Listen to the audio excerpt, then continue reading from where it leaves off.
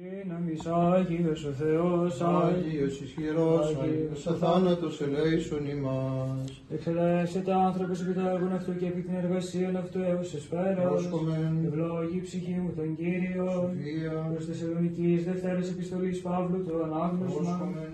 Αδελφοί παραγγέλωμεν ημίν εν ονόματι του Κυρίου ημών Ιησού Χριστού, στέλεστε ημάς. Σας περιμένουμε.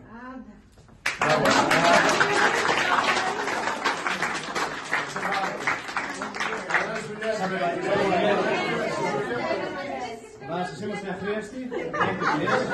Εσύ καλεσμένος και εμείς καλεσμένοι από σένα.